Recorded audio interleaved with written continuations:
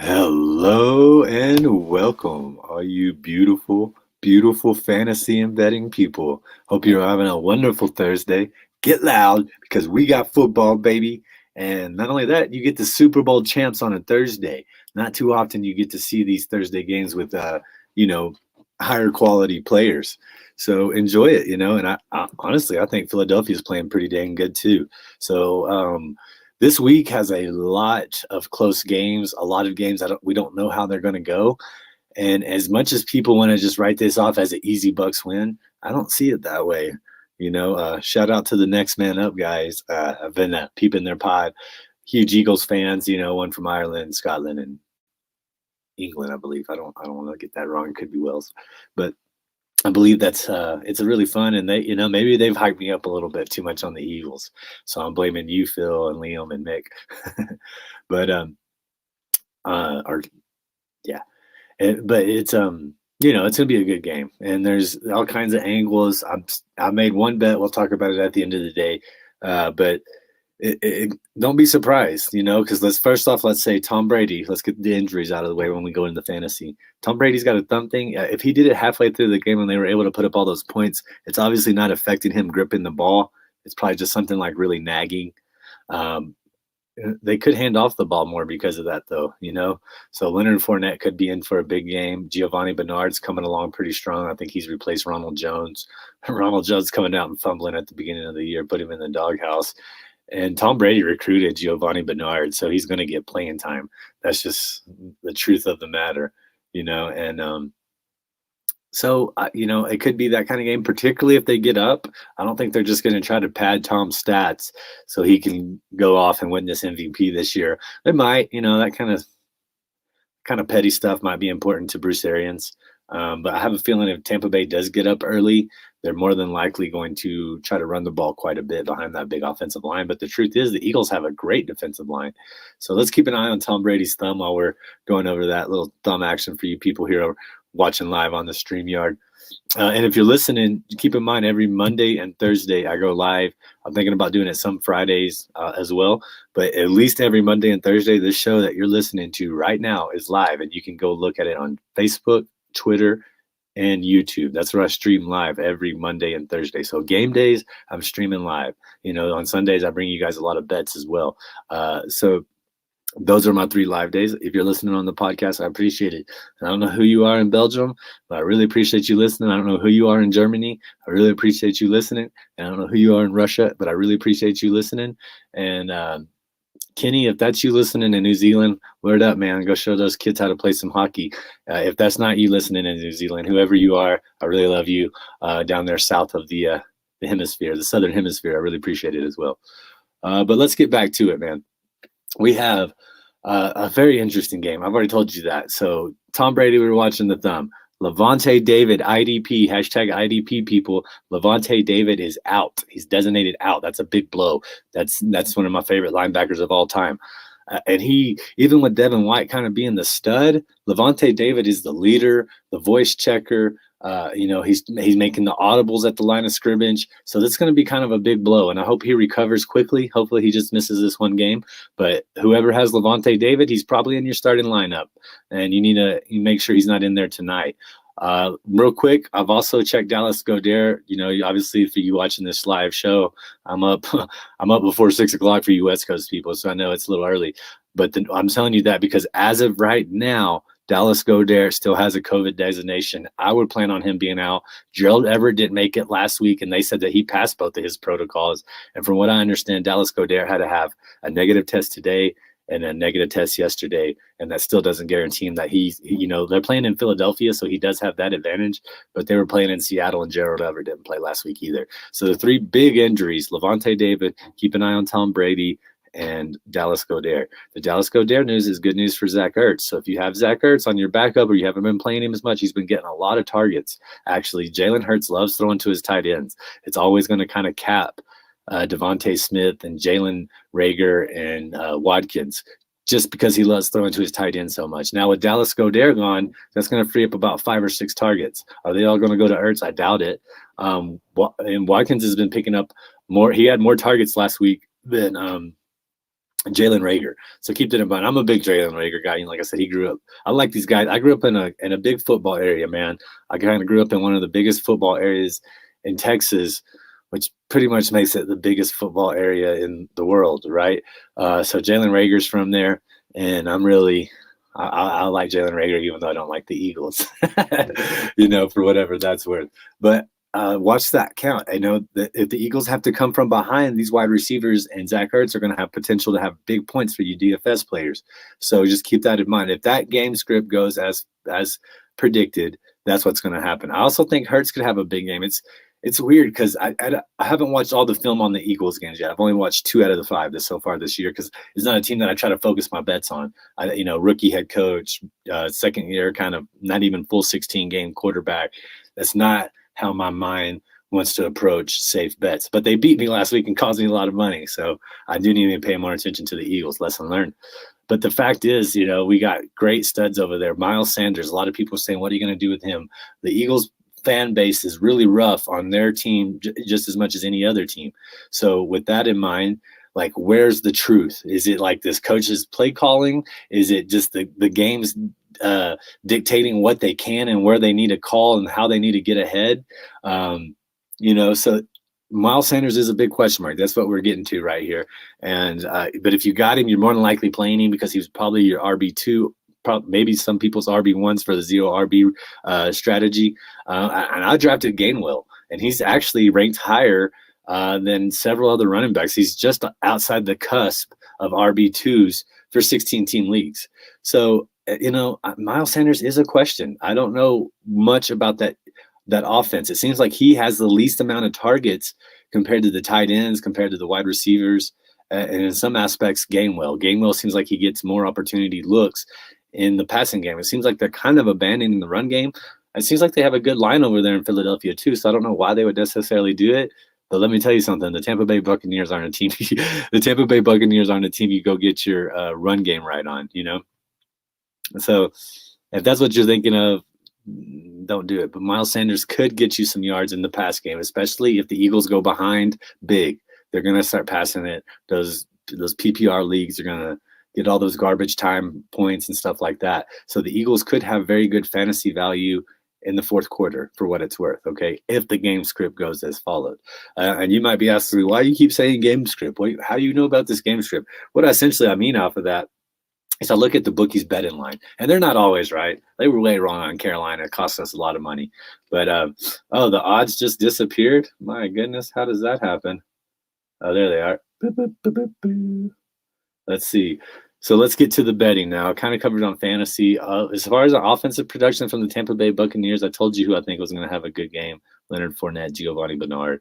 One of those wide receivers will step it up. They're going to make sure they get a good lead, but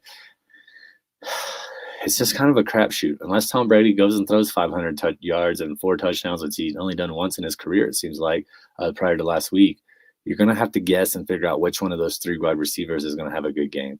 And it's a crapshoot. It really is. But, if you think you can nail that, if you think Antonio Brown's the guy, by all means, go do it. If you think Mike Evans is the guy, by all means, go do it. It's kind of difficult to pinpoint which one of those ones. And, like, the most popular same-game parlay, like, if you have FanDuel, that's one thing they always have, 8,000 people have done this, same-game parlay. You should hop in on it. Well, it's like 3 people to have over 70 yards receiving, which could happen, but 2 of those are on the same team. So you're expecting 2 players to have at least 1 big catch or 2 big catches, and you're also expecting them to have constant production. And if Tampa Bay goes up a lot, like I said, or if they go up early, I see a lot of handing off the ball. So for what that's worth, take a look. The bookies had this at 6. This is on FanDuel, 6.5 point spread, -114 for the Bucs, -106 for the Eagles. We have a over under of 52.5. Pretty high. I tease that up. I'll tell you my bet here in a little bit. And then on the money line, -275 for the Bucs, +225 for the Eagles. So not the greatest odds. Might be like a little 2.75 for one for the Buccaneers, and 1 to 2.25 for the Eagles in a decimal. That's kind of hard for me to convert fraction right in front of my hands. I will get a cheat sheet, and we will have that easier conversion for you because, like I said, I got fans all over the world, man. We're in both hemispheres. up, bottom, north, south. We're in continents all over the place. So I want to make sure that we're covering the betting odds in a way that's familiar for you as well. That's a pretty good important priority of mine. We got to boost Tom Brady to throw 300 passing yards and the Buccaneers to win to plus 90. Tom Brady's thrown over 300 yards in every game but one this year. It scares me. That thumb kind of scares me. I go back to what I told you earlier. I think they could be handing the ball off, particularly if they get up early against this Eagles team. This Eagles team might not allow that to happen. And if the Eagles, by some miracle, get up before halftime, you can bet that's going to be that bet's on because Tom Brady will have to throw the ball after that. Like I said, the real popular same game parlay, here it is, because maybe you want to hop on it. 3,779 people have placed this bet. Mike Evans over 65.5 yards. Antonio Brown over 63.5 yards. Tom Brady over 300 yards. Tampa Bay Buccaneers to cover a 2.5-point spread, and Tampa Bay on the money line. So basically, I took the things I liked out of this, and I made that my same game parlay. We'll get to that just a second, like I said. More Tampa Bay, Philly. Let's go, baby. I'm looking at FanDuel. I will look at all my books and see if there is a boost that I like. There's some kind of boost that are no-brainer sometimes, and I do look for that way. Let's go look at anytime touchdown score. I know a lot of you people love that. Lo and behold, who has the best touchdown odds? Leonard Fournette. I told you I expect him to kind of do big things this game. I think they're going to try to take the ball out of Tom Brady's hands. 3 days isn't a lot of recovery time to fix a thumb on your throwing hand. Mike Evans, negative 105. That's pretty good. Chris Godwin, plus 110. The first Philadelphia Eagle is Devontae Smith at 135. Jalen Hurts comes in at plus 145. Miles Sanders at plus 190. This is anytime touchdown scorer, guys.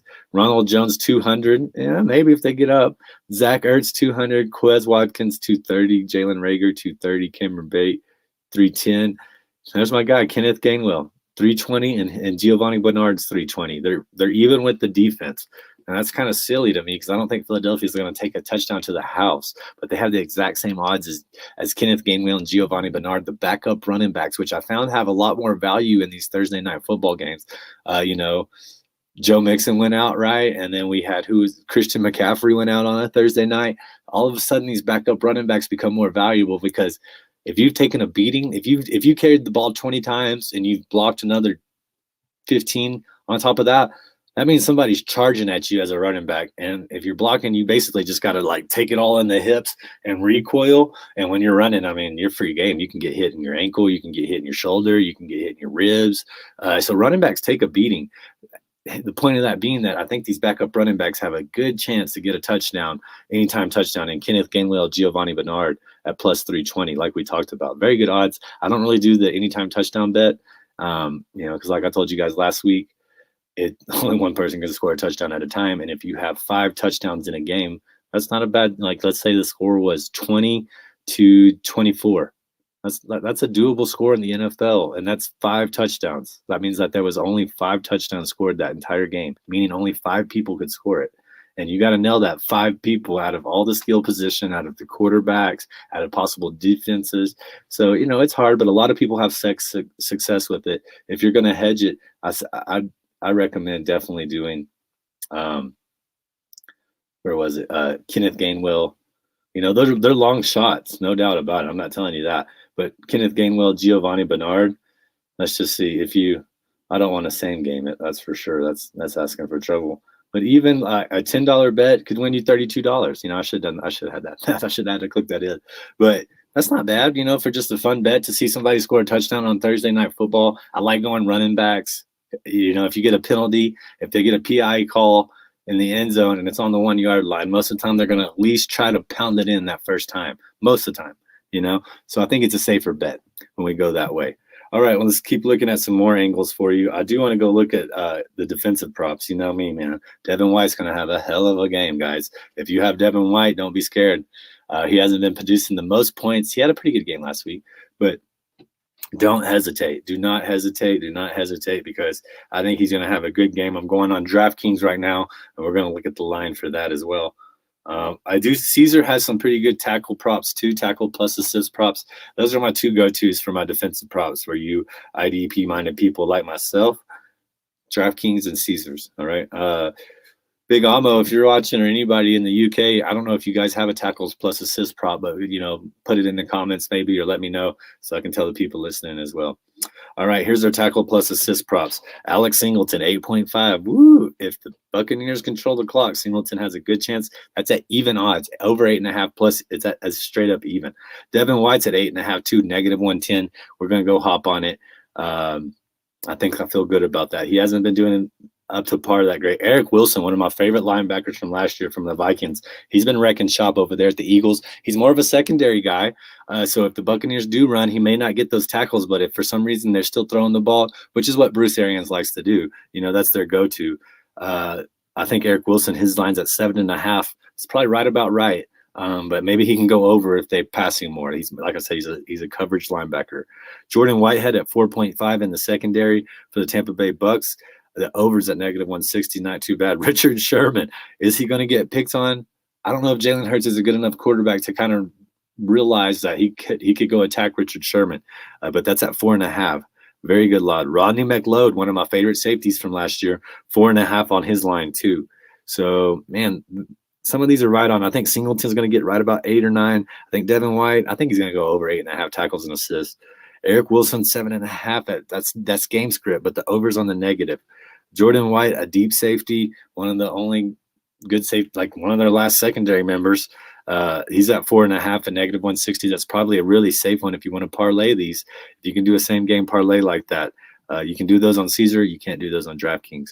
I feel really good about it. I kind of like one plus odds and I kind of like one negative odds.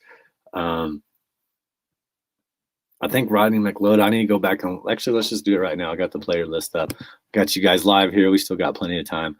Let's go look at some of these season-long tackles averages because it's a good angle. The bookies, they're probably putting work into it because they're putting their bets out, but I don't think they're putting that much work into it.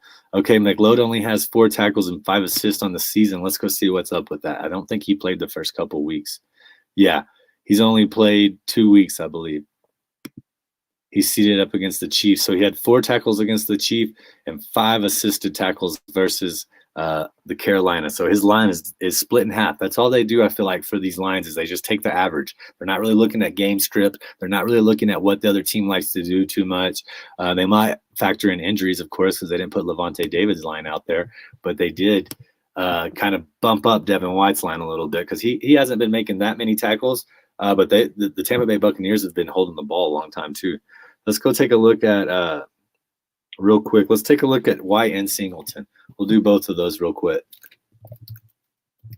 Because what if the Buccaneers have the ball? If they control the time of possession, very important aspect of real football, and it affects your fantasy football in a major way. Woo! So look at Singleton. Let's go look at this. This guy's got some sacks now. Shout out once again to the next man up, guys. They've been telling me about him. His tackle total every week. And keep in mind, assists count as 1 tackle for betting purposes. So we've got 8, 11, 10, 9, and 14. Woo, Lord of mercy. And his line is set at 8.5. So he's gone over that all but 1 time. He's gone over 8.5 tackles all but 1 game. Let's go rock Singleton, baby. That's plus odds. We're doing it. Let's go take a look at Devin White.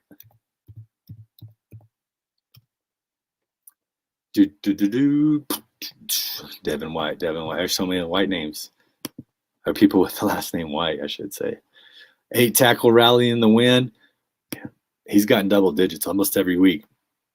Devin White's tackle total. First week, 10. Second week, 6. Third week, 7. Fourth week, 5. Last week, 8. So he's only gone over 8. He's only gone over 8 now once. Ooh, that's an interesting line. You'd think Devin White would have more tackles than that. How much time are the Eagles going to be on the field? How much are they going to pass? When you look at the stats, it kind of scares me. But when I go with my just initial gut feeling, I really like Devin White to do that as well. All right, man. That's kind of our tackle props. Let me give you my personal it's kind of a, I'm in the mode. I withdrew a lot of money about 3 weeks ago. And so I've been kind of making this bankroll building, and I just had an awful week kind of the past 2 weeks. So I'm still trying to build in my my bankroll up, and that's one thing we have right here. We have the same game parlay. What is this one going on? Oh, forget Kenneth Gainwell and Giovanni Bernard to both score. We're not doing that one. Let's get that out of here. Come on now. But my same game parlay for this, for take it for what it's worth, is I just went really simple. I went Buccaneers to cover a 2.5-point spread. It may not happen. Philadelphia may win. That's the gamble. But under 59.5 points. The line is so high for this game. It's in the 50s. And if the Buccaneers play any kind of defense whatsoever, I don't think that line's going to be met. And I expect the Buccaneers to be playing good defense. Their leader's out. Tom Brady's kind of hurt. I think the Buccaneers are going to come in and play good defense. Now, the Eagles could really challenge them. They're playing in Philadelphia. They could come out with a really good first 15-play script, the Eagles, that is. And if they score 10 points with those first 15 plays, the pressure is going to be on. All right, the pressure will be on for Tampa Bay. They're not going to just get the Cadillac through this game. And the Eagles were able to beat a good team in Carolina. That was a one-loss team too before they took home down to 2 losses. So Tampa Bay could be doing this too. All bets are a gamble, but that came in at negative 104. I don't even know how to convert that. That's pretty much evens. On a $50 bet, you're getting all but $1.72 doubled. So it's pretty much even bet, and I feel pretty safe about it. I don't think that over is going to get blown. Thursday night football games typically are low scoring. Every once in a while, they do have the defenses are just gassed and they just don't play defense. But for the most part, these are lower scoring games. They try to eat up the clock. They try to get through this game without injuries, essentially. And I think that script is good to go. It's plus odds, so maybe we can double our money. Or it's just under even odds, so maybe we can kind of double our money back for that same game parlay. Once again, I like Singleton on the tackles. If you're feeling risky, you got Devin White, even though Singleton's at plus odds and Devin White's at negative odds. And then the same game parlay. All right, guys. Hope you have a wonderful day. Thanks for joining in. I will be on the news show later today, possibly going live this afternoon. It's kind of hard because I like making bets right before the game. But maybe we can come on and make them together. All right, you guys have a wonderful day. Peace.